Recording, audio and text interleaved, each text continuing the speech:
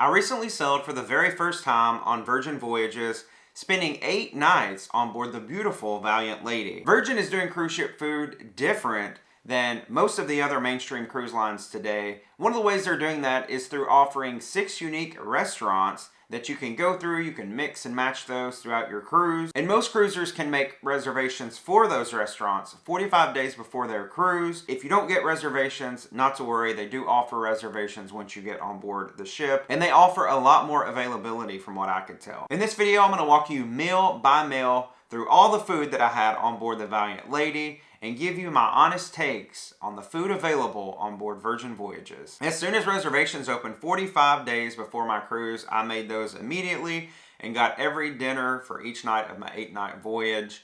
And the first one that I wanted to try was Test Kitchen. I wanted to go there on the first night because I had seen the idea behind this. It's like an open kitchen concept. You go in to dine, and folks are literally preparing food all around you. However, I was kind of let down and left disappointed by this dining experience. Now, the menu at Test Kitchen is a set menu, and they really don't tell you much about the offerings when you look at the menu. There's supposed to be a mushroom offering, an egg offering, a scallops offering, a venison or beef offering, a blue cheese offering, and then finally for dessert, a chocolate offering. That's all it said on the menu that they gave us, and that's the menu A, I'll put that in quotes, that people call it. And they offer that on, I don't know if it's alternating nights or if it's just later in the cruise they offer menu B, but I did go back later in the cruise and I'll tell you about menu B in just a little bit. I'll insert some clips of the courses that I had the first night in Test Kitchen, but I'll just say that I was left quite disappointed because I thought the food was supposed to be spectacular. That was my expectation going on to Virgin,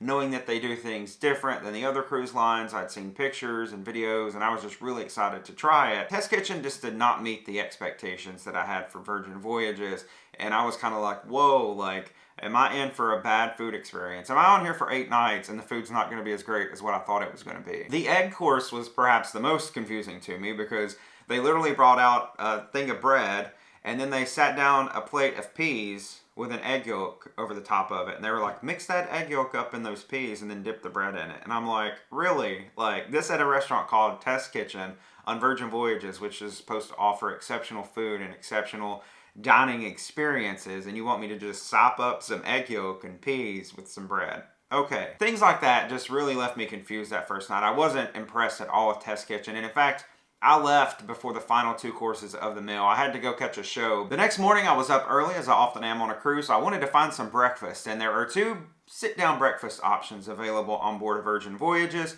One of those being the restaurant Razzle Dazzle. That's one of the 6 main restaurants. The second one being another one of the 6 main restaurants at the Wake. Now you can go to either of these and get breakfast. However, you will need a reservation. As I found out that first morning when I was trying to go and didn't have a reservation, I just showed up and they were like, what time was your reservation for? And I'm like, I didn't know I was supposed to have one. They are pretty easy to get. You'll want to make those reservations as soon as you get on board the ship. But that first morning I ended up having to wait about 45 minutes to an hour before a table was ready.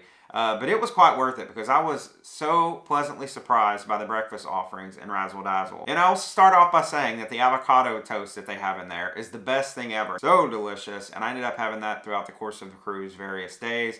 Candied bacon is another one that they have in there, and it tastes just as delicious as it sounds. However, I will say that service was kind of slow in Razzle Dazzle, and I didn't get my bacon initially. Like, they just completely left it off. I ended up getting the Sunnyside hash for my main, which was good as well. But they brought it and I was eating the Sunnyside hash and I'm like, where's my bacon? And I had to ask someone. So service a little bit slow, but service was slow in general all throughout the ship the first couple days of the cruise. It did pick up and get better and improve later on in the cruise, including in Razzle Dazzle. That evening, I went to dinner at Pink Agave. Pink Agave is the fine Mexican dining restaurant on board the ship. Went in skeptical after that first night in Test Kitchen. I didn't know what to expect. This is where I found out that Virgin food is like a head above the rest because the quality of the food that you're going to get in there is almost like specialty dining quality. You know, a lot of the other cruise lines like to say, oh, we got this specialty restaurant. You can come to it for $60 a person. But on Virgin, there are no specialty restaurants. All the 6 restaurants on board are all included in the price of your cruise. Now, not only was the food in Pink Agave delicious, but the service was super quick as well. It was like they were anticipating my every request, and I really appreciated that. I ended up having some really good grilled corn for my starter. That was delicious. And then I had some shrimp for my medium plate. And then for my main plate, y'all, I had a ribeye steak. that was just covered in cheese. I mean, it was delicious. And this is where I say it was like specialty dining quality, because on other cruise lines, you're not going to get a steak like that in the main dining room. You're going to have to go to specialty dining to get that. But it was really good. The next night, however, I was back to not enjoying dinner again, because I went to Razzle Dazzle for dinner this night. And it was another meh experience like that first night in Test Kitchen. I started out with the chicken wing starter, and this was just not great. The chicken was just very tough. It was almost like the wings had been cooked, you know, and they're supposed to be juicy, but then they had sat under maybe a food lamp or hot lamp or something, and they just dried out. It was very dry. It was very tough. I didn't like that. I also got the green goddess salad, and that was just okay to me. It was nothing special. I got the virgin fried chicken, and I had anticipated this. I like fried chicken, and I'd seen this on the menu before I went on the cruise, and I knew that's what I wanted to try.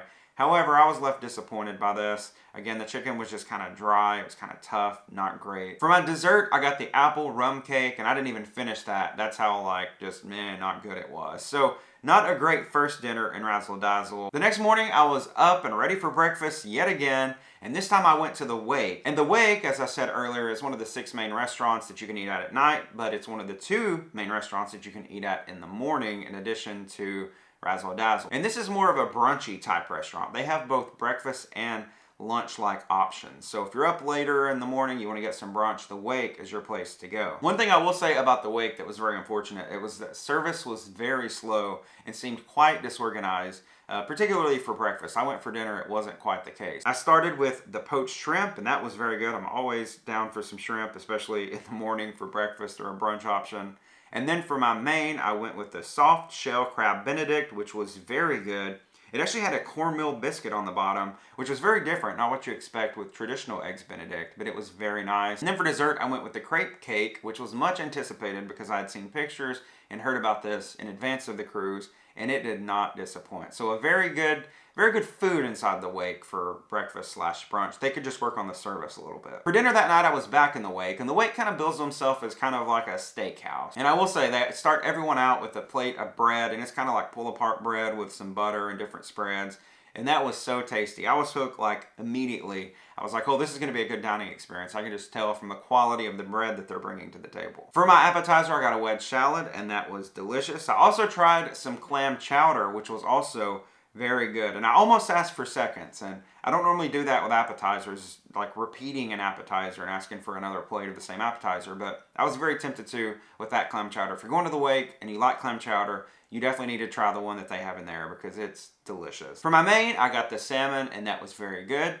And then for sides, I got the twice baked potato, which was also very good. And then I ended up getting some sauteed mushrooms, which they offer as a side. Those were good. I unfortunately don't have a video of them because I scarfed them down so quick. And then for dessert, I had some panna cotta, and that was just okay. It wasn't the best thing ever, but I really enjoyed the dinner that I had there at the Wake. For breakfast the next morning, I found myself back at Razzle Dazzle. And this morning, I started out with the watermelon cream, and this is just like watermelon toast essentially. It's just watermelon with whipped cream and fruit on top of it. And it was just very, very good. I had that multiple times throughout the cruise and really enjoyed it. For my main, I had the buckwheat waffle, and that was really good as well. And then of course, I had to get me some candied bacon. For dinner that night, I was back at Razzle Dazzle. I knew they had a lot of variety on their menu, so I was like, I'll give them another shot and see maybe if they can make some improvements and make me feel a little bit different about this place for dinner at least, because we know I love it for breakfast.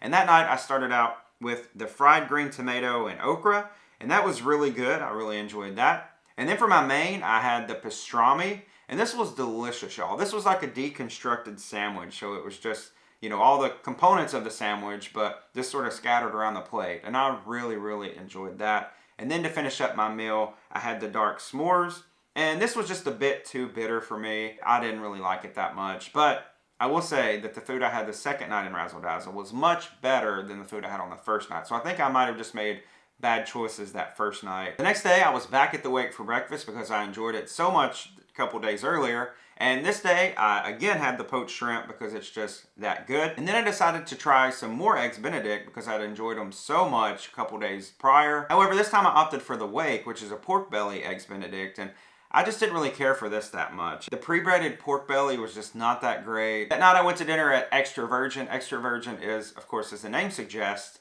the Italian restaurant on board the ship. And this is one of the meals like Pink Agave where I was asking myself, this isn't specialty? They're not gonna bring me a bill at the end of this meal because the food in there, some of the food in there was top-notch quality. And I just couldn't believe that this was not a specialty dining restaurant. I started off that night with fried calamari. Fried calamari is one of my favorites. I always enjoy getting that if it's on the menu on a cruise. However, this one tasted a bit too frozen and pre-breaded for my taste. However, I also opted for another appetizer of the braised meatball. And y'all, these were so delicious. These could have been on a specialty dining menu. And in fact, in my notes, I put, how is this not specialty dining? Because those meatballs were like melt in your mouth good. And I really, really enjoyed them. So if you're going to Extra Virgin, if you're sailing with Virgin Voyages soon, I highly recommend you go to Extra Virgin and you try those braised meatballs that you can get because they are fantastic. For my main, I ended up getting the sea bass with potatoes, and this was just okay. The fish was a little tough and a little dry for me. However, on the side, I got some potato gnocchi, and y'all, that was like the best gnocchi I've ever had. Just fantastic. Another, I can't believe it's not specialty dining. The next morning, I was yet again, you're probably already guessing it, back at Razzle Dazzle for breakfast, and this time I opted for more of the watermelon cream because I'd enjoyed it so much on my previous visit. I also got more avocado toast, and then I went with an acai bowl, something a little bit different for me. I normally don't get, acai bowls. But you know what? That's one of the cool things about a cruise ship with so many different food options available to you. You get to try so many different types of food that you might not ever try anywhere else before. That night, I was at Gunbae for dinner, and Gunbae is the Korean barbecue option on board Virgin ships. Again, one of the 6 main dining restaurants that they have on the ship for you to enjoy throughout your cruise. And this one is quite different from the others. This one is a little bit more lively, a little bit more interactive than the others. And I'll start off by saying that this dining venue, this dining experience is a little bit slow because it's, an experience, right? Folks actually come to your table. They do like drinking games at the table. They do other food games. They cook and prepare the food there at your table. And because of all that, it does make service a little bit slow. It does make the dining experience a little bit slow. But as for the food inside Gunbae, I went with a seafood corn dog for my appetizer, and that was just so delicious. I could have just had those the entire evening for my main course and everything and just been perfectly content. I also went with the fried chicken, which was very spicy. But it was very good. But be careful if you have a low tolerance for spice because it was quite spicy. I also enjoyed some kimchi stew, which was amazing. And then for my main, I went with the beef short rib, which was also so delicious. And again, I love that they just come out and prepare everything there in front of you. It's just really cool. And then for my dessert, I had the matcha ice cream, and that was really great. And with the ice cream, they actually bring out all these different toppings. I think that this dinner at Gunbae was probably the best dinner that I had the entire cruise. So if you're going on Virgin Voyages soon, I highly recommend that Gunbae is the first reservation that you make. The next day, of course, where was I at for breakfast? Razzle Dazzle, you got it. And again, I started with some avocado toast, and then I went with the mushroom tartare, which was so very good. I really enjoyed that. And then for my main, I again went with the buckwheat waffle and enjoyed that again. And then that night, I had to go back to Test Kitchen because I was like, you know what? Maybe that first menu just wasn't that great. I'd seen on the Facebook group that I had joined, people were saying that the menu had changed. They were now on menu B. So I was like, I'm going to go back and try menu B. Maybe it'll be better. Maybe that it was just, I didn't like menu A. Maybe I'll like menu B a lot better. So that night, went back and started with the corn course, which was just okay. The next course was a salmon course, which was very good, and I really enjoyed it. Following that was the beetroot course, which I was just like, what? Like, what is this? What am I eating right now? It's very strange. Followed by the shrimp course, which was very good. And the noodles that you see there are actually made of egg whites and fish, which was very unique and very different. The next course was the asparagus course, and this was an asparagus sorbet. And this was very good, and I didn't expect that, but I really enjoyed it. And then finally, finished up with a strawberry with wasabi, and that was delicious. So y'all, that menu B at Test Kitchen was so much better than menu A. I won't say that Test Kitchen was my favorite, and if I'm going to rank all the restaurants, I'm still probably going to rank Test Kitchen near or at the bottom for dinner. So that concludes all of the meals that I had in the main restaurants, but I also wanted to quickly go over some of the other food that I had on board the ship. They do have the Galley, and Virgin likes to say that they don't have a main buffet. That's one thing that they pride themselves on, not having a buffet, and it's kind of true. They don't have like the traditional buffet with like tons of stations with food and everyone's up there serving themselves, but instead they have the Galley, and the Galley is just a bunch of different, you can think of it like food trucks or food stands. They all have a different or unique offering. So they had one place called Hot Off the Press, which they had sandwiches there and paninis and things like that. You essentially go up and order something, or say, they have a menu with 5 or 6 options, and you might say, I want that panini. If they've got it available, they'll give it to you. But if not, they might give you a pager and say it'll be ready in a few minutes, and then you'll walk back up there and get it once it's done. They also had a noodle place in there. They had a bento box where you could get sushi, and in the morning you could get like a fruit bento box, which was cool. They had the diner, and the diner, it's open very late into the night. I know that for sure, and you can get good breakfast options in there like omelets and the traditional breakfast items that you get at a diner. They also had like a grill with burgers, and each day they had a burger of the day, and that changed every day, so that was cool. Now the burgers, I will say, the meat on the burger is just like the meat you're gonna get on the Lido Deck burger of any other cruise line. The fries, the same. They also had a dessert station, and the desserts changed a little bit throughout the cruise. I don't think there was a great variety in the desserts, but the desserts were always good when I tried those. One of my favorite places in the galley was the salad stand, and if you're a fan of like a sweet green or something like that, where you go in and create your own salad and tell them what toppings you want on it. It's sort of like that. You tell them what type of greens you want, and then you walk down the line and they put on all the different toppings that you want and the salad dressings and things like that. That was one of my favorite places to eat at in the galley. Now, in addition to having lunch and dinner offerings in the galley, they also have breakfast in there, so make sure you go up and check out some breakfast. They had things like a croissant breakfast sandwich, which was very good. They had French toast and waffles. One of the other things I enjoyed about the galley is just right outside the galley, they had takeaway options. They had a couple coolers, and they just had like pre-made salads. They had some pre-made sandwiches. They had some pre-made desserts, and they were in plastic containers, and you could take those to go. You could take those back to your stateroom. You could go take those to the pool deck. Wherever you wanted to enjoy them, you could take them there. They had those at other locations around the ship as well. It wasn't just there in the galley. They had them actually at the dock and the dock house, and that's another dining establishment. The dock is located there on the back of Deck 7. It's a great place to get some small bites. They sort of serve like appetizers. And unfortunately, every time I went there, the service just seemed to be so slow, and I didn't get to enjoy anything at the dock. But it is cool. I do like the location and the seating that they have out there. It's all very unique. It's a great place to get a great wake view, which is one of my favorites on the entire ship. One of my other favorite places to go get a snack was the Social Club. The Social Club is located on one of the main decks inside of the ship, and it was really cool because they had like a lot of board games and like ping pong tables and foosball tables. It's a really cool place to hang out. But then they had very unique, for a cruise ship at least, food offerings like hot wings. They had popcorn. They also had this case of desserts in there, sweet treats that they had in there, and you could go in and get those. Those were all included, of course. Like I said, all the food included. And they had some cereal bars in there, some Fruity Pebbles cereal bars, like almost like Fruity Pebbles Rice Krispie treats. And y'all, I went in there just about every day and got one of those because those are really good. So I enjoyed the sweet treats and definitely enjoyed the popcorn. I like to have popcorn as a snack sometimes. So I just thought that was really cool that they had a place like that where you could get like,